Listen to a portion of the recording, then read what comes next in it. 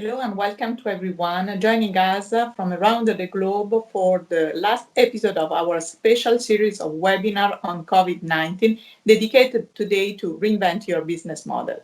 I am Donatella Ponziani, ESA Downstream Gateway Officer, and I have the pleasure and the honor to be the moderator for this session.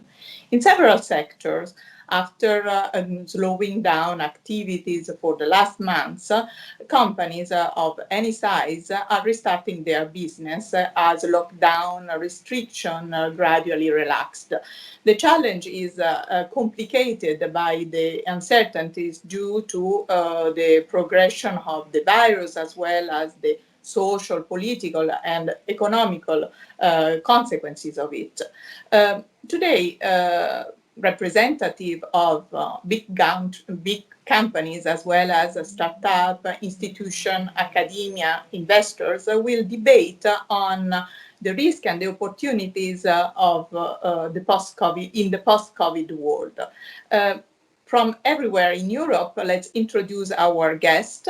Jan Werner is a Director General who is hosting the webinar. Nick Appleyard, Head of Business Application in ESA, Oltion Karkarika, Head of Transformation in KLM Air France, Jeremy Guez, Associate Professor of Economic and International Affairs in HEC Business School in Paris, Barbara Imhoff, Space Architect, Design Thinker, as well as Founder and Managing Director in Liquefier, and Marc Menazet, Business Angel and Founder, as well as Chief Executive of Founders Future. I welcome them all and thank them all for being with us today. My first question goes to Jeremy Guez, Professor of Economics and International Affairs in HEC. Jeremy, hello. The COVID-19 crisis highlighted the risk and somehow the shortfall of globalization, inducing in many countries the willingness to relocalize key business as well as rebuild the national sovereignty. After 14 years of delocalization and global trade market, is it economically feasible, credible, and if so, what is the path? Thank you, Donatella, and thank you for having me. So is it economically credible? Well, there's a traditional argument, very traditional argument that says no, or at least that says fine, but proceed with caution. The global supply chain is related to what? It's related to a logic of diversification. Overextended supply chain means reducing costs, means trying to diversify your risk, means trying to harness each comparative advantage that you can find all over the planet. And the moment you give away that diversification is the moment where basically all of the efficiency logic inside economics that you might foresee goes down the drain. And the second argument against it would be to say, beware, because even if some of us might dream about doing this, there will be consequences and the transition is going to be far from smooth. Far from smooth for our wallets, the wallets of Europeans and the wallets of Westerners in general, because prices are likely to go up if we shorten supply chains. And most likely as well, this will be accompanied with a social upheaval in Asia as well. So we understand the word of caution coming from traditional economics that puts the emphasis on diversification, that puts the emphasis on reducing risks through diversification and lower costs. But now we have to seriously consider the alternative, especially in the post-COVID world. And if there is a path, here is what it would look like. It would be basically saying overextended supply chains means there's a risk of disruption. If you basically produce so far away from home, so far away from the headquarters, you might actually end up in a situation where you will always be vulnerable to even a very small disruptive event. That's the first thing. The second thing as well, and this is not part of the debate, or at least not of the general debate right now, but I suspect it will come, what happens the day we put a price on carbon? The moment we put a price on carbon, well, costs will automatically go up, and all of a sudden, this crisis, and this process will be a big revealer of actual prices, and that overextended supply chains might not basically be taken into account. So if we do this, to answer your question, then maybe we should be repricing costs appropriately, especially in a world in which climate is changing and climate is changing fast, and in which we should be putting a risk, a right price on risk. There is evidence that this is happening. Intel bringing its production closer to home, back in the United States, with the blessing of the Trump administration.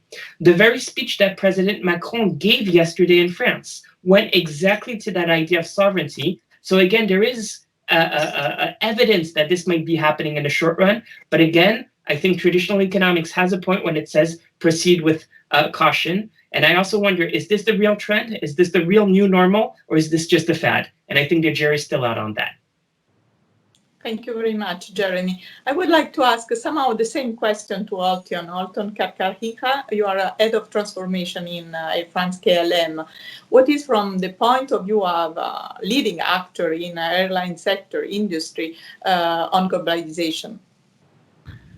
Hi, thank you, Donatella. Thanks for having me as well. And I think what's very interesting for an airline is that airlines in these type of crises are the first sector that gets greatly impacted. Right now, basically, we tend to be a cost business. However, everybody likes revenue quite a bit because it's a lot more fun to talk about revenue than cost. And the problem we're having right now is that we've got no revenue whatsoever. So you find yourself in a situation where there's a stoppage of completely the traffic. The countries are closing their borders. There's a fear of people traveling as well due to the virus. And there's a change in behavior from a business standpoint where people that used to do business before in person, as we're finding out from this webcast as well, end up doing it through video. So there's a clear paradigm shift as far as the industry goes. And on top of that, we're finding out that the air is much cleaner when we don't have as many cars, as many planes. So there's a tremendous amount of pressure. However, that being said, in every crisis, there's an opportunity. And I think there's a great opportunity for not only the airline business, but businesses in general, and governments to define what are the key priorities that they have and what industries are going to allow those priorities to be met. And we find that, at least maybe I'm biased because I'm in the industry, but from my viewpoint, I think that the airline industry connects, in the case of France and Netherlands, connects France and Netherlands to the world. It allows people to go places and hit a few places on their bucket list, in addition to allowing people to conduct business. So I think it's a crucial industry, as you guys have seen from all the investments that the governments are making. But it's a paradigm shift. We really have to reinvent ourselves. Thank you very much. I would like to ask a question to Jan Werner. He's a director general. Jan, space by definition has no border, no limits, and many successful business and projects have been conducted based on international cooperation between among ESA and national international agencies. This has never prevented ESA to be a leading actor in the global market, space market. Now we are talking about paradigm shift. We are talking about the post-COVID world. We are talking about going local, not global. What is the space of the future in this context? Yeah, thank you, Donatella, and thank you also to invite me for this webinar. You said space has no limits. That's already an interesting word, and we should discuss about whether this is right or not, because what we say so far is space is finite but borderless. So we could discuss a lot about that word, but this is how the physics is describing it. But you're right, space is really bridging earthly crisis, and it was always bridging earthly crisis in the last decades. It started in 1975 when the Americans and the Russians met in space with Apollo and Soyuz. And for me, the most impressive part was in 2014. You remember that was at the time when the Crimea conflict started. I was invited to go to Baikonur to send a European astronaut into space. And I was very much afraid because all these sanctions from European countries and from America could prevent to have this launch successful. But it was successful to see a Russian cosmonaut, an American astronaut, and a European astronaut together. Now, this was the experience of the past. Space was bridging earthly crisis, and it's still bridging earthly crisis. At the same time, we are observing today a totally different world. In this crisis of Corona, we see more and more orientation to national crisis management. And for me, it's always a question whether this tiny, nasty virus really understands that it has to behave differently in two different countries, that it has to know what 1.5 meter in one country is and 2 meter in another country, because the rules are different from country to country. That it has to know what 14 days is, 14 days the incubation time. It has to know that 15 minutes is, this is a time which is seen to be the time of minimum time to be infected. So I think all of this shows me that we are going back to some national activities, and I'm really sorry about that. I thought always that the COVID crisis was an opportunity for Europe, but I have to say, unfortunately, it was not used enough for Europe. But your question is concerning industry and concerning the business.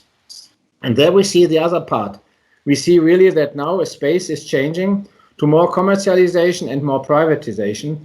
And therefore, it's also a question, and we will come later again to that, what is the role of agencies in the future? We see in COVID-19 and Corona crisis, we see the power of digitalization.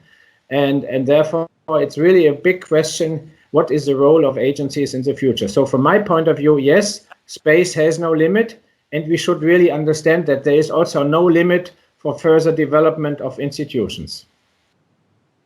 Thank you very much. Thank you very much, Jan. Altion, you were mentioning the importance of key and strategic industry.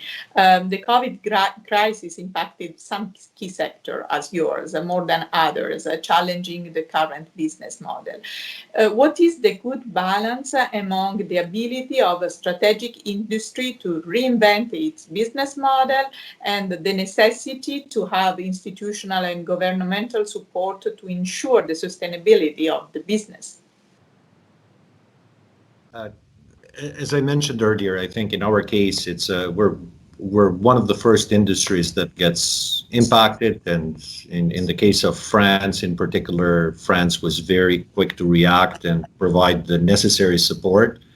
Air France KLM has 88,000 employees and has an environment around it that supports more than 700,000 jobs between France and Netherlands. So in itself, that is part of what makes it strategic. And this does not include creating the opportunity for mobility. And I believe the governments have been quick in recognizing that component. And again, in investing in these industries that they see as key, which the airlines are part of it. As I mentioned in my previous comments, the big challenge for the airlines and the industry in general is going to be how do we reinvent ourselves in order to become a sustainable and responsible business. Everybody knows that airlines are polluters, and it starts with recognizing the issues that you've got as an industry and then starting to address them. And some of it is being addressed through manufacturers, through airplanes that have cleaner technology that reduce emissions by anywhere between 20 and 25%, depending on the aircraft type. Let's say the 350 reduces 25% the emissions. So the fleet renewals are key into trying to reduce the emissions. and to become a sustainable business. But on the flip side of it, you really have to find ways to reinvent yourself, so over the long term you don't keep on going back to the government for aid. This crisis is very, very particular, and the choice of the government would have been,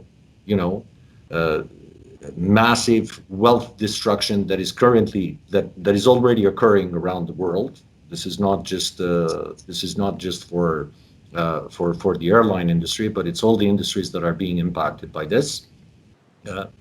And I think we have to find a way to ensure that in the future we become more sustainable as a business and a better corporate citizen vis-a-vis the items that we need to do to ensure that our planet lives.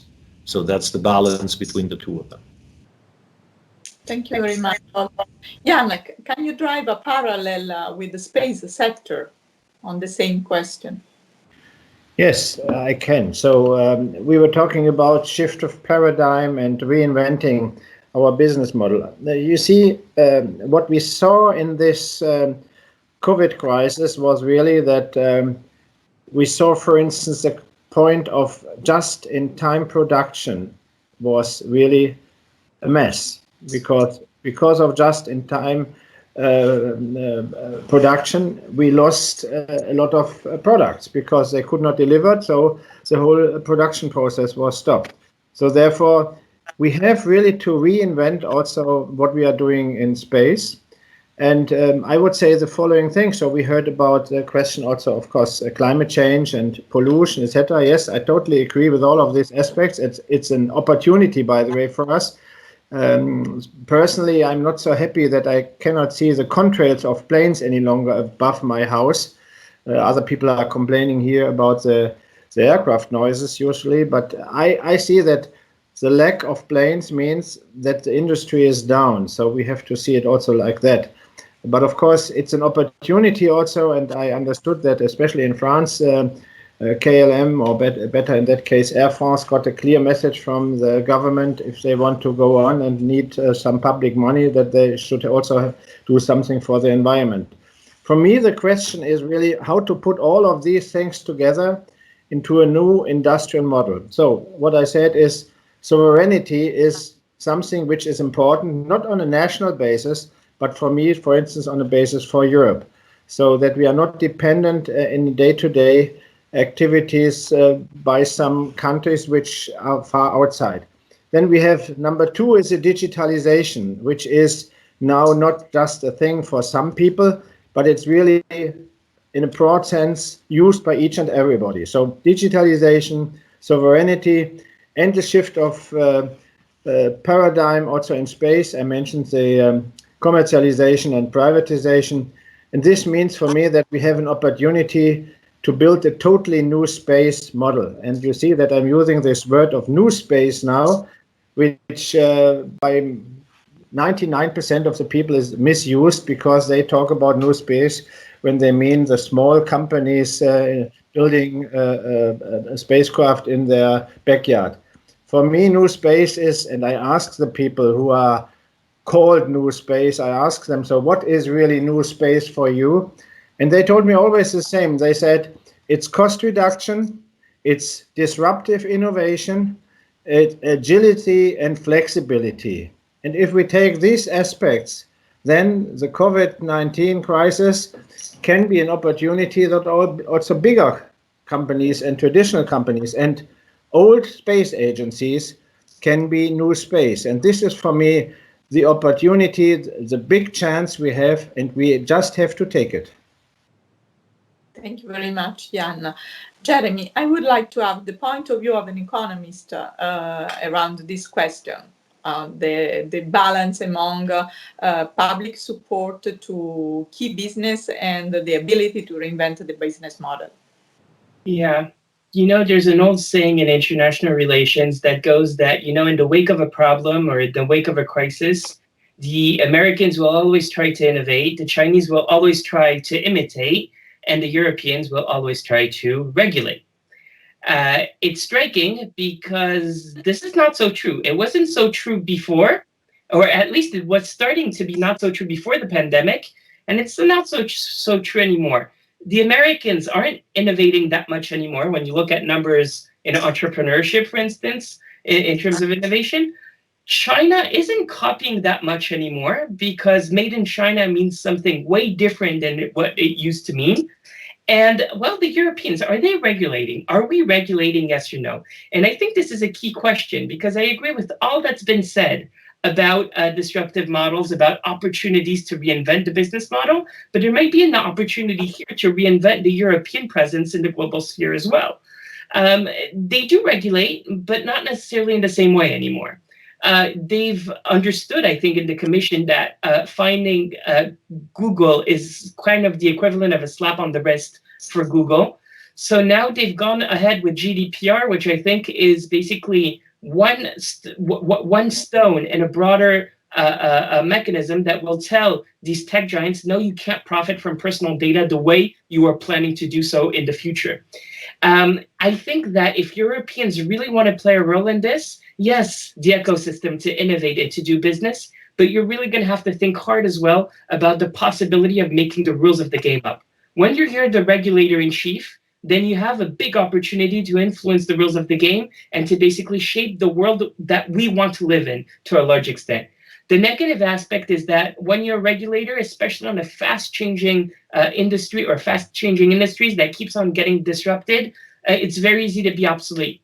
So you're going to need to be pragmatic too when you're Europeans, and this is not necessarily our forte, or at least the forte of regulators necessarily. So I think we have a huge opportunity in the European Union to create a wonderful ecosystem, not only to favor this type of dynamic innovation, but to make sure as well that we make the rules of the game up in a way that, you know, any company that wants to penetrate a 500 million plus consumer market is going to have to abide by them. And fact of the matter is, if you're abiding by them for such a big market, you're probably going to abide by them globally speaking as well. So I think that in terms of business models, maybe on the European side, you're going to have to support as much as you can, try to support competition as much as you can, but let this ecosystem innovate as well. So it's both about the rules of the game and obviously what happens inside this European business environment. Thank you very much, Jeremy.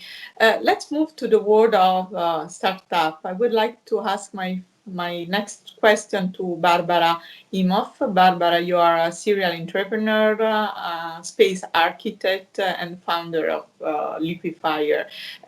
Can you tell something in this crisis? What is the resilience of the world of startup to the crisis? Thank you, Donatella. Good afternoon, everybody. Well, the startups, they are in the European economic market. They only are, in principle, have a very, minor share. It's 1 to 5% approximately, depending on the countries. But they are important on a couple of levels because they're hyper innovators. They're very ambitious and they want to create new things. And because they also believe in things that are possible, they take a high risk. But of course, they were also hit by this COVID-19 crisis. According to a couple of reports, 2/3 of the startups had to lay off employees. They had, some of them thrived, who would serve more directly to customers. What made them, or what was resilient maybe about them, is that most of them made the change to teleworking. Nearly 100% made it quite easily, quite swiftly. So, but of course, it's a very volatile economic environment because, starting a company is quite tough, and you need a long breath to keep the company, to make the company running.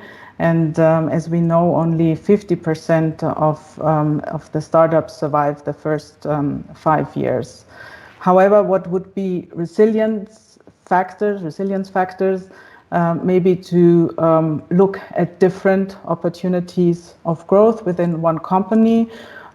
Maybe also, when we see that, especially when we look at space, all these space imagery we received from the clean air which had a very positive impact on the environment. It let the planet breathe again. So that probably, startups which are looking into this kind of area for some innovation in monitoring, but also in communication or data, artificial intelligence, anything like that, that is probably also something which is a good way forward if you look for something like that.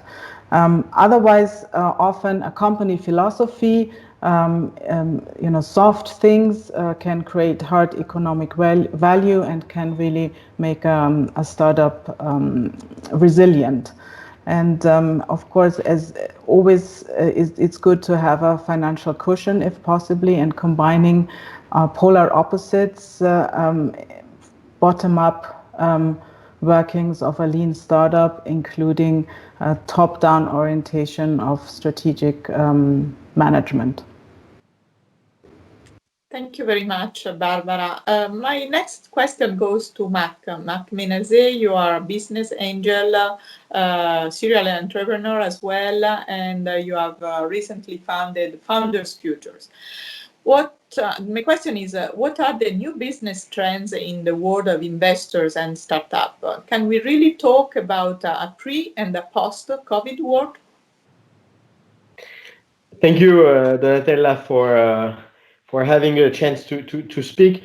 What we see is there is like major trends in what is happening now in terms of acceleration and funding of startups. I would sum up in the like 4 or 5 different areas, which are the future of work, the future of health, the future of education, the future of food.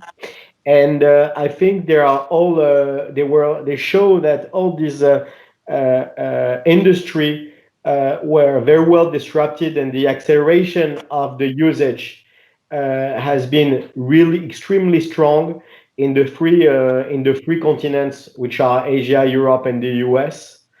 Especially with I would say a specific business model around delivery, software as a service, marketplace.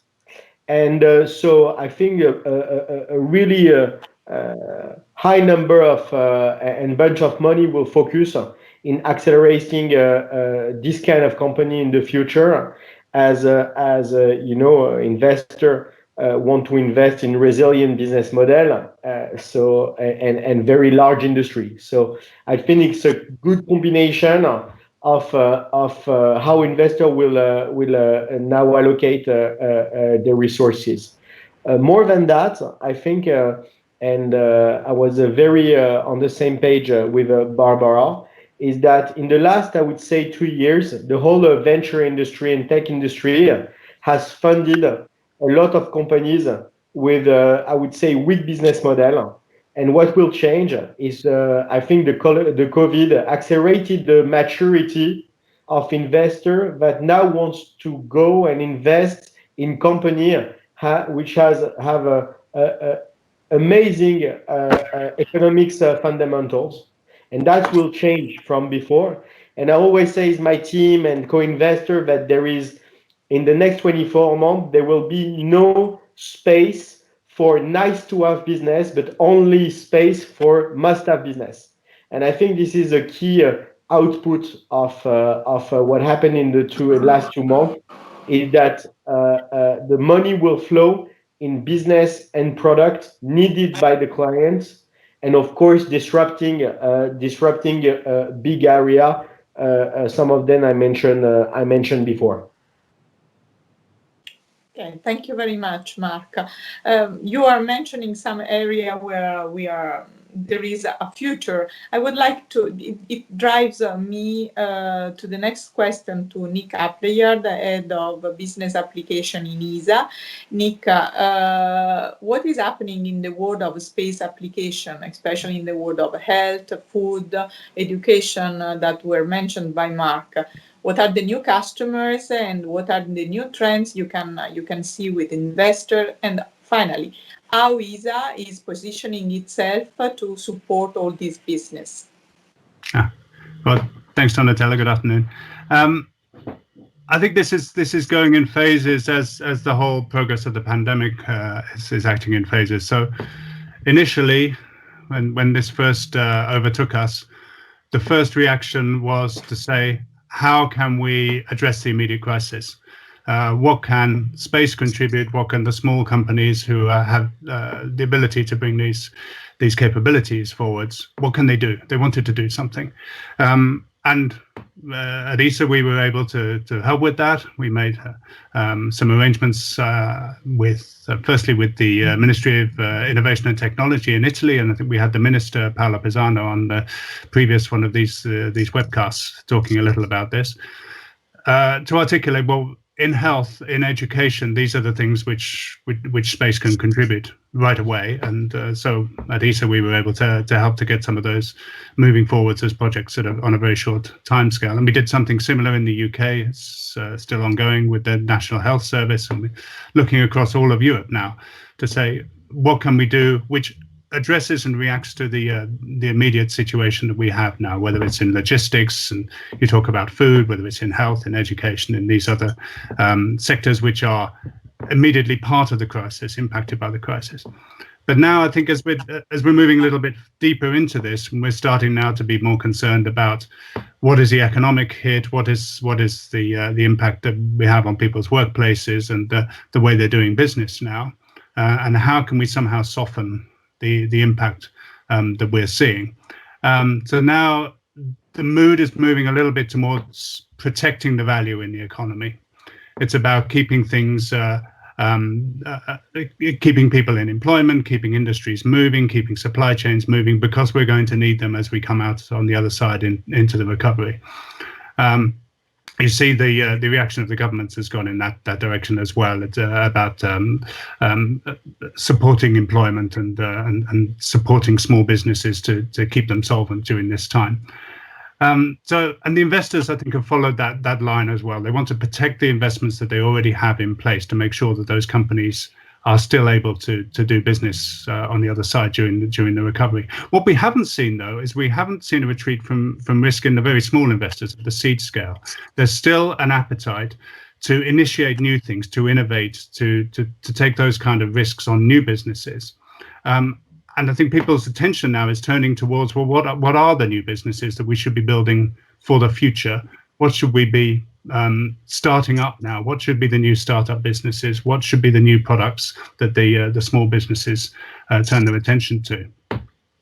And I would just say, as we go past this, that all of the evidence stacks up to say, if you want to create jobs quickly in the economy, it is through the startups and the very small businesses that you do that. We have our experience says exactly this. If we in ESA put money into very small businesses, they use it to hire people. If we put money into larger businesses, they use it in their product development cycle. It takes some time, turns into revenue in due course. But if you want jobs, you put the money into the smallest businesses. So now we're thinking about, well, what does the recovery need to look like? What kind of small businesses should we be investing in as ESA? How should we be bringing the capabilities of space to bear to help with the recovery? And what kind of recovery do we want? So what is it that we are trying to build towards? Are we going back to the old normal? Are we protecting the status quo ante, the old ways of doing business?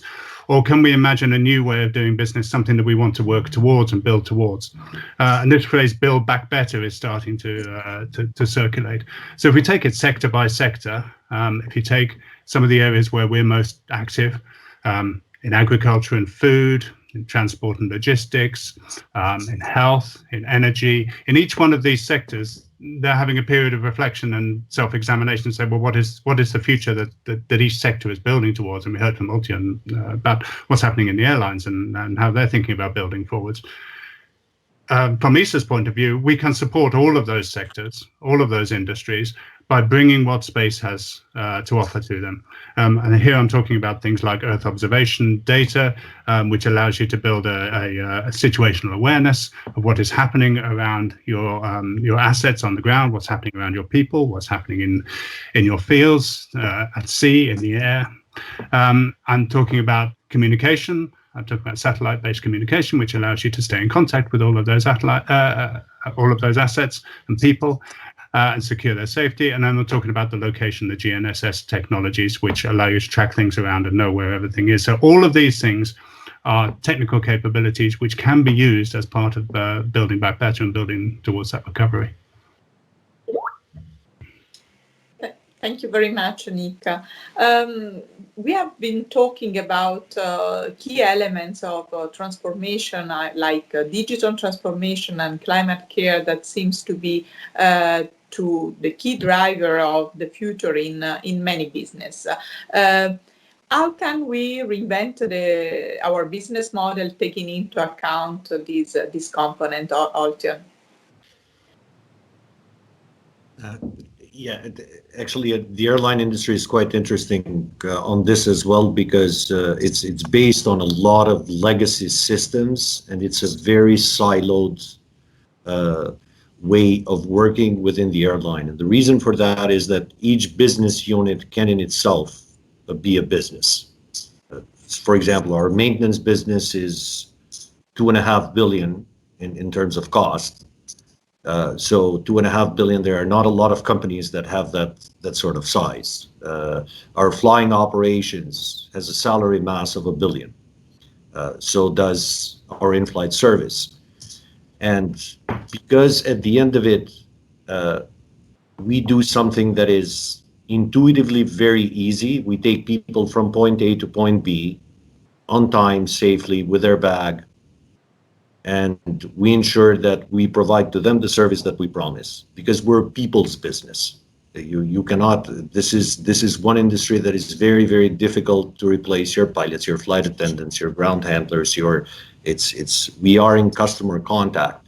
But I think one of the things that the airlines have not found yet in how to do, and I mean, we talked about data earlier, is how do we extract value out of data without doing what some of the big providers are doing, which either selling it but how do we make sure that we tailor the customer offering in such a way that we can really extract value out of data? And I think the airlines that are going to get it right in terms of customer data and how they tailor their offering, they are the airlines that are really going to have a way to reinvent their business. So I think, because in a lot of cases, people like to digitize for the sake of digitizing. Digitalization has to bring value. It's not, yes, it's cool to invent something new.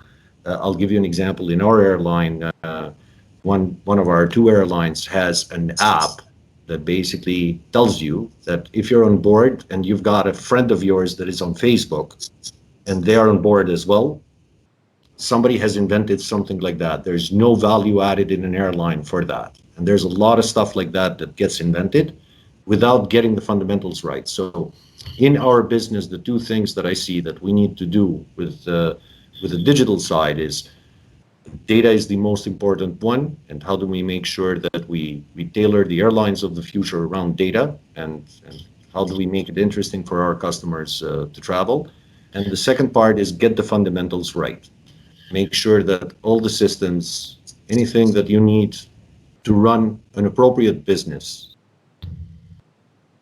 expectations, but employee expectations, environmental expectations, whatever those expectations are, make sure that you invest in the right topics, because we are a very capital intensive industry. We buy airplanes that cost in the hundreds of millions of dollars, and then there are not too many euros left to invest in other stuff. So we have to be very selective. We're one of those industries that everybody gets rich around us, except for airlines. Airlines haven't figured out how to really make money yet. And I think that's where the opportunity is, particularly when it comes to data. I think that's absolutely right. But one kind of note of caution around this, and it uncovers a weakness which was already in our economies, just as this crisis has uncovered a lot of weaknesses that were already in our economy. This increasing reliance on digital technology and increasing reliance on data is not inclusive. It's not available to everybody in society.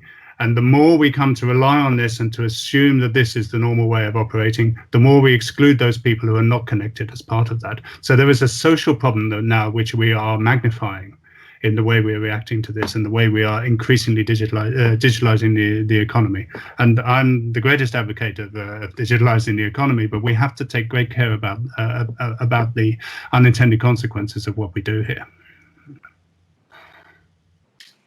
Thank you very much, Nick, for complementing the answer of Alter. What is the point of view of the economist behind the role of data?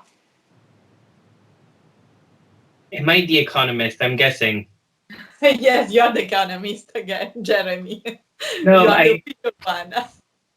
I hear, and I think I agree with all of what's been said. And I think that my point of view would be to say, especially these days, the rate at which technology has changed historically has always been faster than the rate at which you and I, human beings, actually accept that change and adopt the change.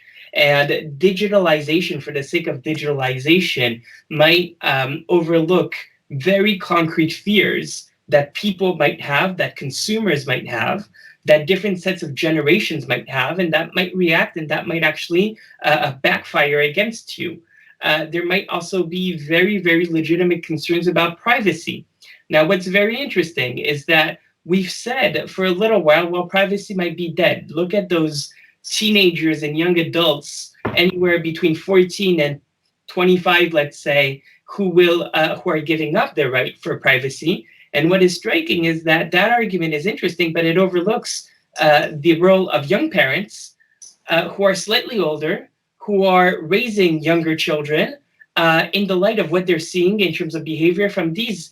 And do expect, I think, to some extent, a swing of the pendulum on the privacy issue, which might question every single strategy today based on data and based on the ability of companies to exploit that data. I think that companies, we were talking about the airline industry, I think you might say the same about retail, about computer goods and so on. I think consumers clearly understand that they're surrendering something, that they're surrendering something in the name of economic efficiency in order to draw something in favor, or in return of it. But that trade-off might not be entirely clear to them going down the line. And to me, this is a very, very interesting economic question, is basically how much do consumers value that privacy going down the line? How much will they be willing to surrender going down the line? And how much will they be willing to give up in terms of efficiency if they don't surrender that much data? Thank you, Jeremy. I think that Altion has something to add on that point. Yeah, if I could, I think the reason why I mentioned data as being critical in terms of the data strategy that the airline requires is that we're a very unique industry. We lock people, so the customer journey touches, because not only somebody can buy a ticket in person or online, but they have to show up at the airport. They have to interact either with your kiosk or with somebody. They have to drop a bag, and they have to do that even with somebody or in a self-dropping bag. They have to go through security. They have and most of it, they're captive on an airplane anywhere from an hour to there's some flights these days that are 18 hours. Not the purpose of using the data to damage the privacy of the individuals, but how do you tailor your servicing of the customers? How do you extract value from what the offering is? What is the feeling that the customers have vis-a-vis environment? What's the feeling that they have vis-a-vis your offering of services or their experience in general? And that's what I mean by the data being extremely important, because there's a lot of touch points in our industry. Thank you very much, Altion. I have, before we are running towards the end, before leaving the floor to Jan, I would like to ask a question to Barbara and Mark, essentially. In this digital world, what is the future of the startup? Are we going to assist to more vertically integration in favor of big companies in front of the crisis, or it's time to be really disruptive? I think that you somehow provide some elements already in the answer you gave before, but if you can build on that, it will be good. Well, I could, yes, I think it's, of course, well, it might be counterintuitive, but I think it's time to be disruptive. I mean, we cannot, we have, you know, we have a big concentration of capital already, and I think we have to, we have to be aware of that we, you know, it might not be good for the economy in the long run. So what we need to do is we really need to look at more resilient and innovative economic ecosystems, and that includes all sizes of businesses, small, big, and startups. And maybe I'd also like to come back to something Mark had said before, that we will be seeing more necessary business ideas or needed business ideas and not so many nice to have business ideas. So he was mentioning the areas of teleeducation or education, telehealth, healthcare, safe food. And I'd really like to say that after all, we are humans and we need inspiration and vision, and that we should not forget that there are other things too. I'd like to quote Ulrich Beck, who was a German sociologist, and when he was analyzing our way of life and, you know, in conurbations, especially in cities and the city as a marketplace, he always said it's not about the either or, it's really about the and. So, you know, and A and D. And so I think it's important that we, when we look at space business, that we not only look at Earth as one planet in our solar system, but that we also look beyond and stimulate other projects and startups going into the area of space exploration. Thank you, Barbara. Mark, what is your point of view on that? And then I give the floor to Nico, who has some comment on that. No, I think this period is really creating. I hope it's going to create giants in tech, and not only all the Google of the world will get benefit of what's happening now. So I think the entrepreneurial motricity is needed more than ever, I would say. The great thing is that the ecosystem is there, so we can push. There is a lot of people who can push companies to become giant. If you take, for example, on health industry, a company in France, Germany, like Doctolib, has shown that doctors were able during COVID to consult on a very, very high volume of online meetings, and that's absolutely incredible as an example, and I hope there will be more. And the second topic I would like to mention is, for me, there is no way today we oppose, in the tech industry, we oppose impact and business. I think we need to align a sustainable, respectful way to do business. And again, I think that a lot of incredible companies that have impact. I can mention Tesla. I can mention Patagonia. I can mention a lot of them are today huge companies operating around the world with a true respectful model. So I think this is a new way to do business. Thank you very much, Mark. Nico, would you like to add something on this point? Yeah, so really to reinforce the point that Mark and Barbara both are making here about developing the businesses which are needed and which have a purpose to them. Because the evidence is, if you study the growth of businesses, the ones who have a very clear mission about them, who know why they exist and what benefit they are creating, rather than just having the mission of making money. But those missions with a purpose are more successful. They are more profitable in the medium and long term, because their executive and their management, their staff, their customers, their investors, everybody knows why they're there, and they're pulling in the same direction and reinforcing each other.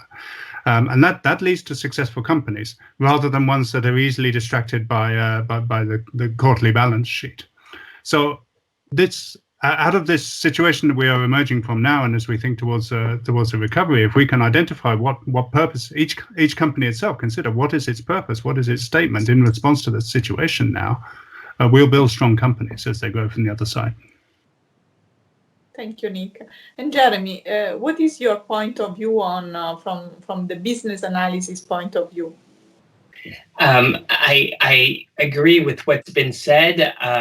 Amen to Mark on the question of reconciling impact in business. I think that's a crucial need, and I think that presenting that contradiction is very 20th century, and we're out of there. I think that there might be an issue that I am not entirely sure about just yet, but I fear that regulators and states and public authorities, particularly mindful of coming out of the health crisis right now, might be in a position in which they might not pay attention that much to antitrust regulations anymore. So there might be a problem coming up 5-10 years down the line where we might not have paid attention to business consolidation. And we know for a fact that business consolidation hurts innovation. Now, Barbara is absolutely right. You can't have only startups. That doesn't work. You do need some form of consolidation. Tech giants do contribute to this. But we know that as tech giants get better, and we see this in the United States, as they get bigger, better, and tougher, well, they tend to innovate less. And they tend to grow less organically and tend to basically try to buy back anything that might be a competition. So we go back to this issue of regulators, I think, and the extent to which, again, public authorities can enhance competition, try to basically improve the whole quality of the ecosystem, and try to basically make the threats of new entrants, of new substitute products, absolutely permanent. I think that's a key stake right there for a public policy, well, certainly in the 21st century, but especially in the aftermath of the health crisis. Thank you very much, Jeremy. Jan, we are coming to end of our discussion. Would you like to give us some key takeaway and some conclusion from our point of view? Thank you very much, Donatella. Of course, I cannot dare to have really a summary of this very nice discussion. But what I heard and what I wrote down is very impressive from my point of view, what you said. So it's very clear, number one, that COVID-19, although it is a crisis, it is an opportunity at the same time. And this is already a good statement which we can use. So it's good for new businesses. It's good for new models. It's more than just recovery. So it's a recovery and more. And we can use it and also use it for further development of technologies, disruptive innovation. But there's always the question for us as an agency that we are sometimes decelerated by our shareholders, meaning the member states. They say, no, the taxpayer does not like that. And I'm quite sure we made a survey with the taxpayer. They like it if we go for the future, even with some disruptive technology. So this is very important. But at the same time, you mentioned also that we have to look to sustainability, not only climate change, but even more sustainability and resilience of the society. I think this is very important that we go for new technologies, disruption, but at the same time consider sustainability and resilience of the society as an important aspect. And that means that also what was said concerning digitalization. So digitalization is not a purpose for itself, but it's a purpose especially for valuable use of data. And there the word of big data has to come in. Big data meaning not a lot of data, but to use data from different sources of different contents and bringing them together, and by that getting additional information, like for instance for climate change. If you just measure a temperature, you don't know what the climate change is. So, but it's also important at that point that responsibility is an important part of these new activities. Responsibilities meaning here also protecting individual data. This is, of course, very important. And my understanding is, maybe this is a little bit more than just a conclusion, but my personal opinion is that through that we can also really enhance and strengthen the European spirit across existing national borders, which we see right now even more than in the past. The borders were closed the last weeks, so I think there must be something to open the borders. And also another word which was used the last weeks, I never used it, that was social distancing. You remember, this is always used. I hate that word because we should overcome social distancing. I'm happy to have physical distancing because of health issues. But if we are now going for social distancing because of health issues, that means we are not any longer talking to each other. That would be totally the opposite of what we should do. So don't use social distancing. Say about physical distancing, and we want to be as close as possible on a social level. And that means for all of this, that's clear, there is no magic formula. And therefore, I would like to quote Antoine de Saint-Exupéry, who said, as for the future, your task is not to foresee it, but to enable it. Thank you very much.